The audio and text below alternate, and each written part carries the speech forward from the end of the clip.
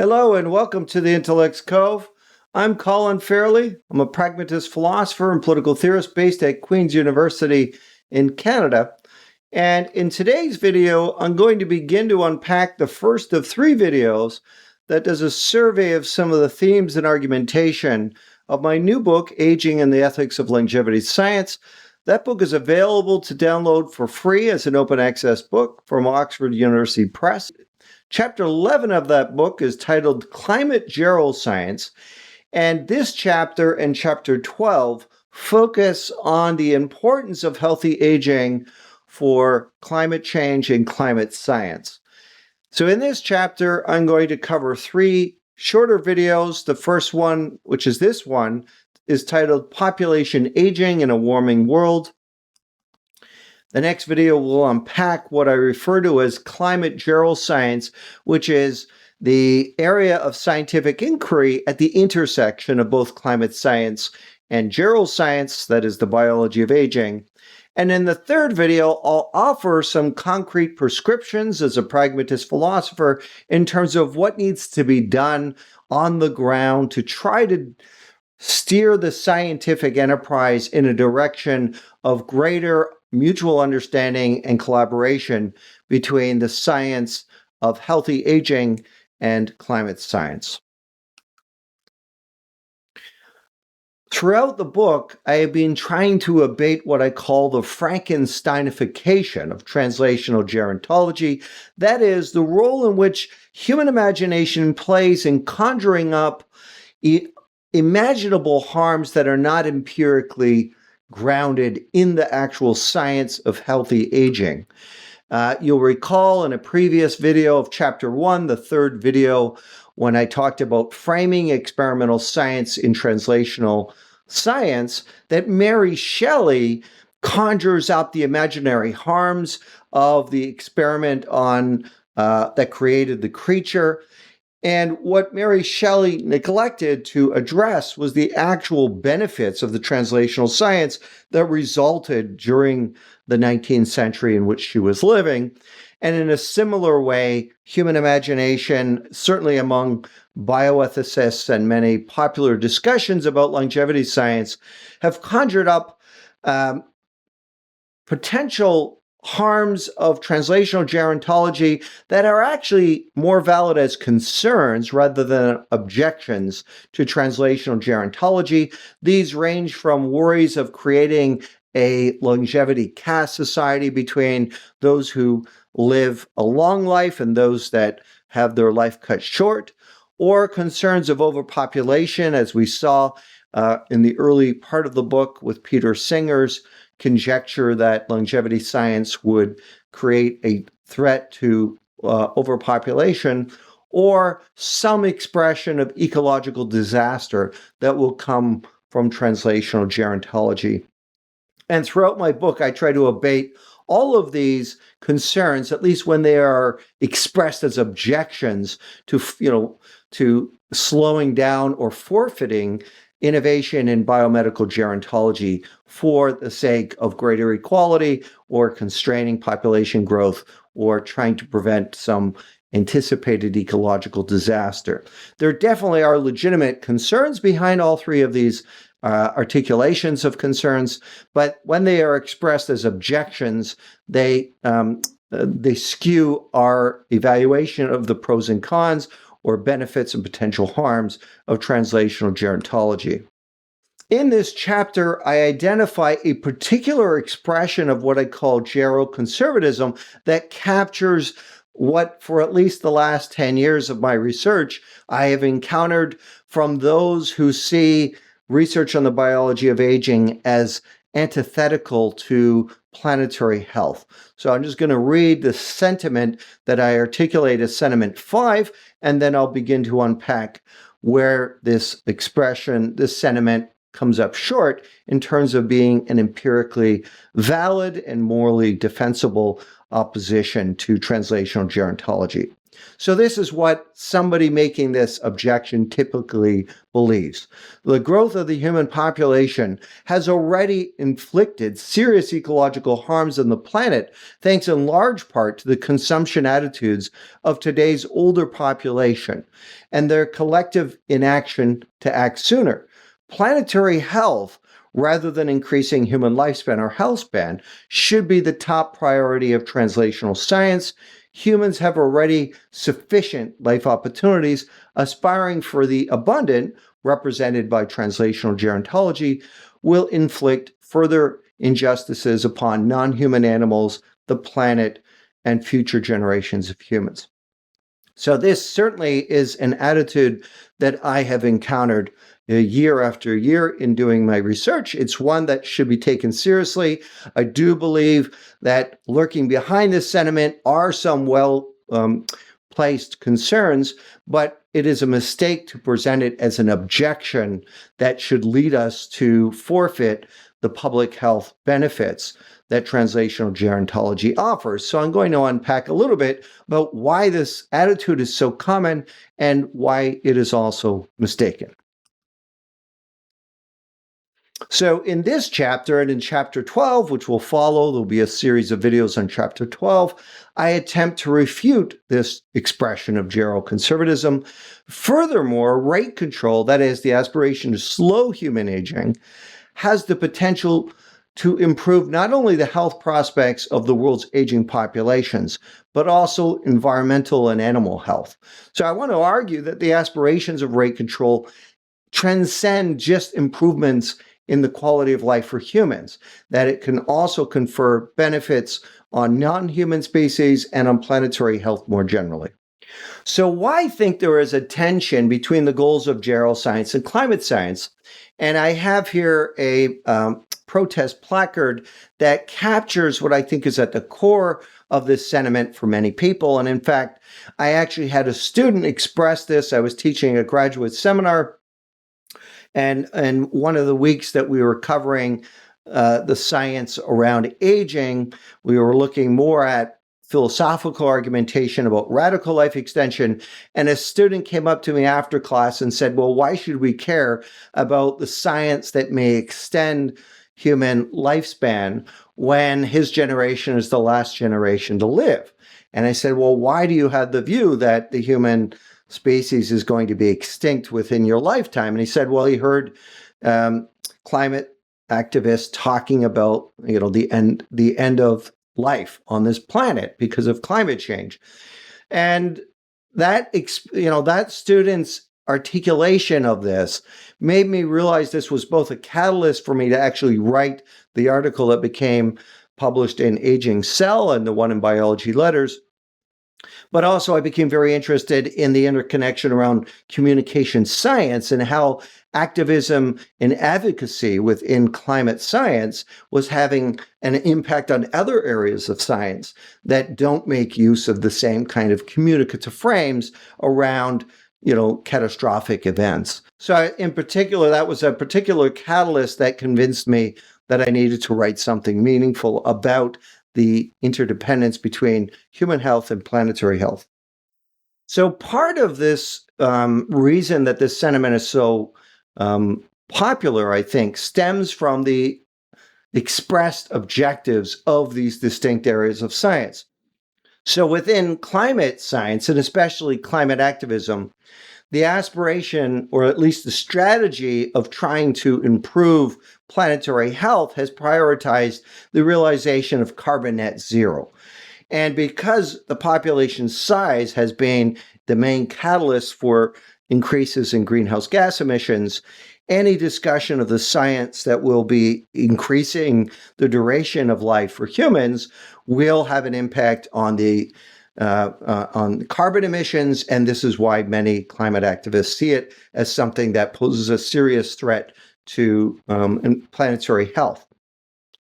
This concern for how translational gerontology will impact planetary health is amplified because of the way some prominent geroscientists articulate what the aspirations are for the field.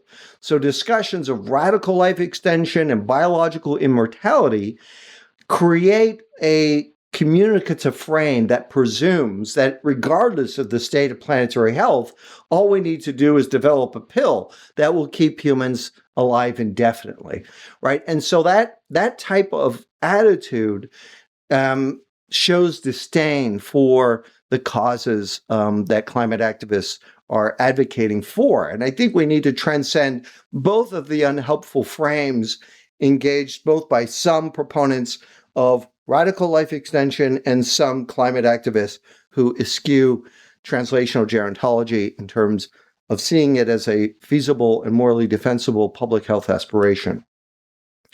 So what I hope to achieve in this chapter is to reveal the interdependence between human and planetary health. Humans are part of the environment, and when we are healthier in later life, this will reap benefits for planetary health, but there's also going to be some changes in our behavior and attitude of consumption in order to meet the ethical imperative to avoid the worst parts of climate change in the 21st century and beyond. So I'm going to emphasize the interdependence between healthy aging and planetary health, and I'm going to encourage the collaboration of these two fields of scientific study to focus on promoting an ethos of planetary health stewardship by framing healthy aging interdependently with the environment. No pill will be a magic bullet to fend off all of the health hazards that older persons will face in a warming planet. So as to repeat part of the frame that I emphasized in earlier chapters, population aging is a success story rather than something to catastrophize, right? The populations are aging because we have become very successful at preventing premature death that historically kept life expectancy below what we now consider to be middle-aged. And it's worth pointing out that by the end of this century, as the population over age 60 will exceed 3 billion people, 20% of that population will come from the youngest continent in the world today, which is Africa. And so this is particularly important. So when we're envisioning what will be the benefits and potential harms of slowing human aging in the future, we need to look at both the development of population aging and climate change in a dynamic fashion rather than seeing them as distinct, separate, or completely oppositional. Now, the UN Decade of Healthy Aging platform in particular emphasizes this importance of changing the way we frame and communicate about aging. And so I think climate change and population aging really are, the interplay of these two predicaments in the 21st century are the real Herculean challenge for translational science in the 21st century. And the plan of action urges change in the way we think of, feel about, and act toward age and aging, as well as greater collaboration to address the harmful effects of climate change on older persons. And so I highlight this in the chapter because I want to emphasize that actually climate change, the health challenges of a warming planet are particularly problematic for the world's aging populations who are going to be more vulnerable to the onset of disease, frailty, and disability, not only because of their advanced age, but because of the additional health challenges that will come in a warmer planet. So this is an image that appears in this chapter, is originally published in an article in Aging Cell to help us conceptualize the policy options available to us. And I show that climate change and population are occurring simultaneously.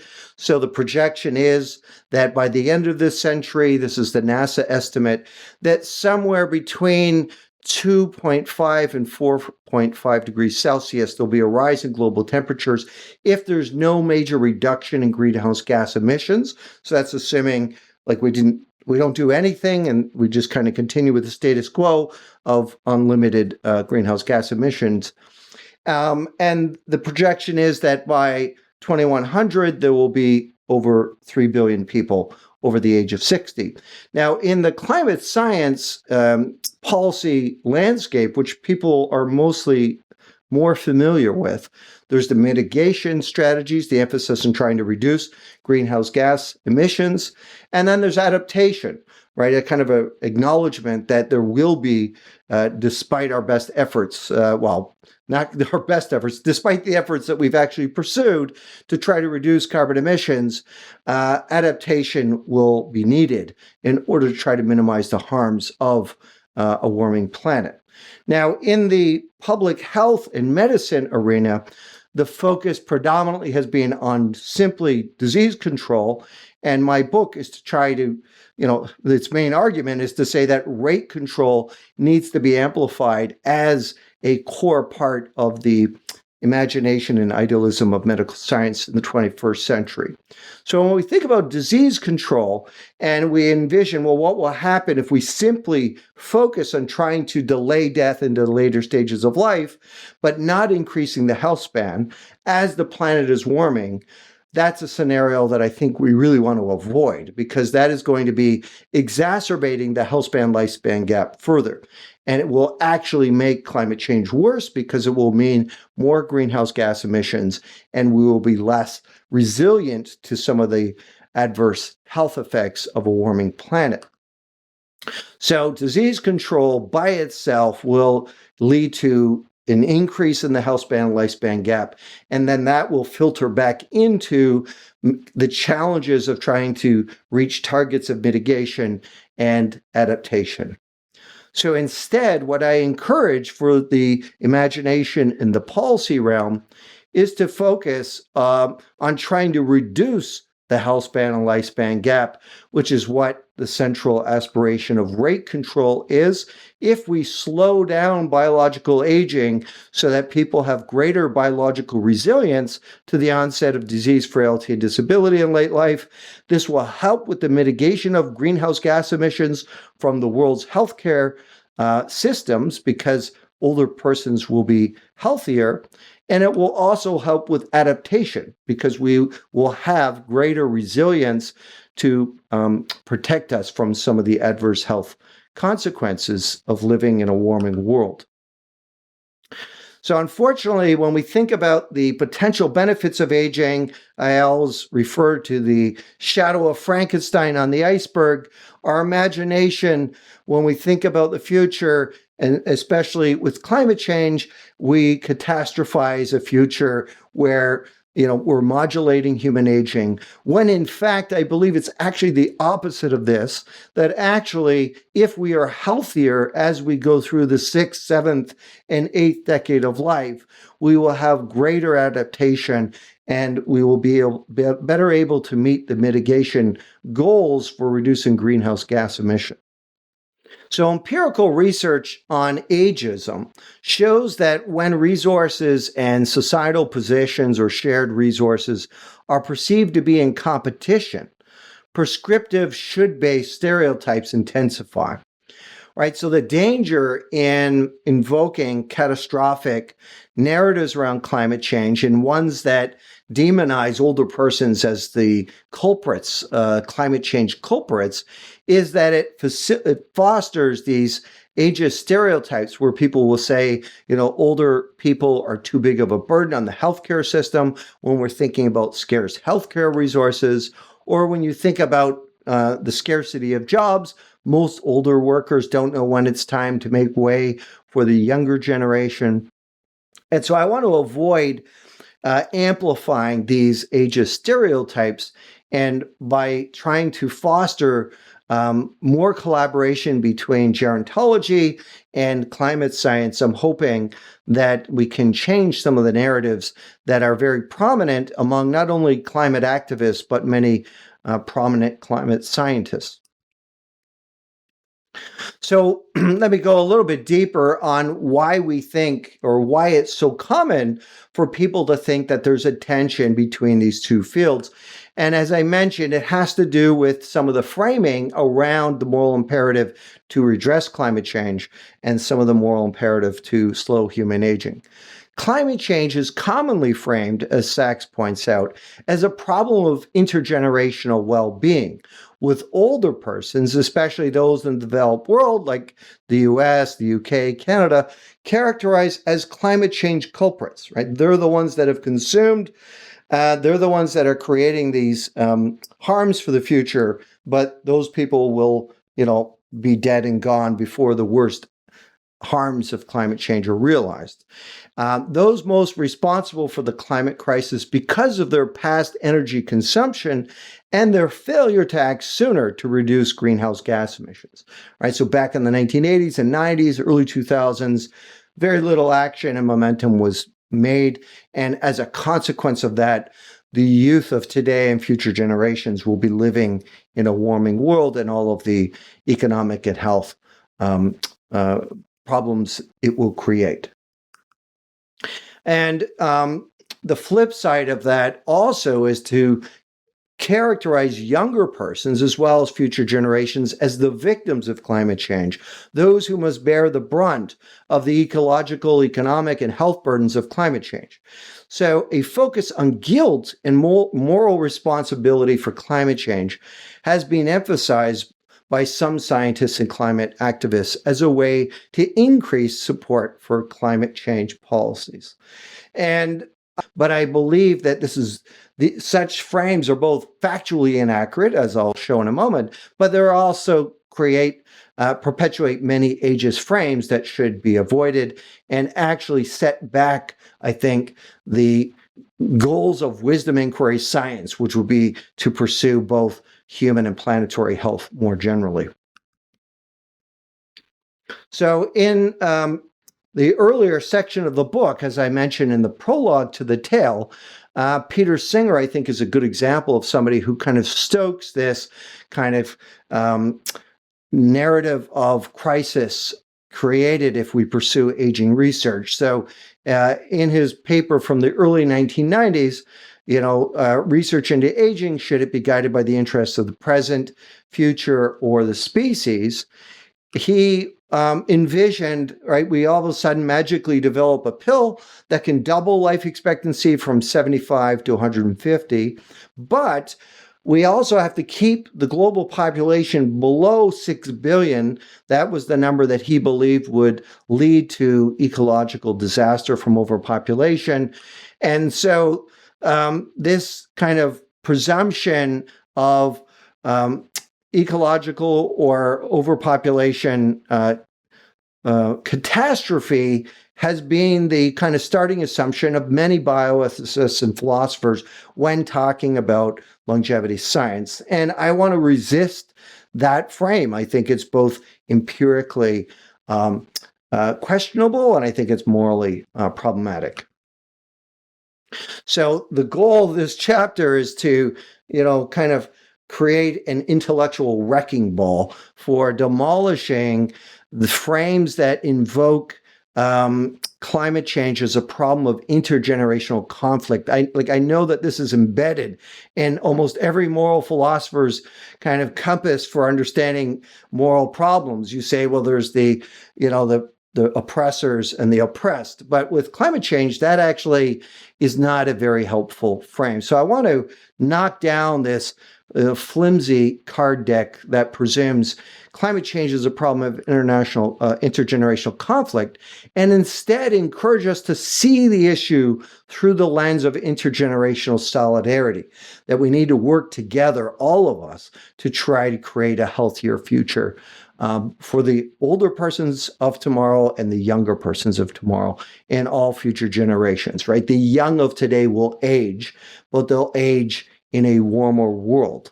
And we want to make sure that they have better health prospects than rather than expanding the health span, lifespan gap further than the nearly 10-year gap that it is already globally.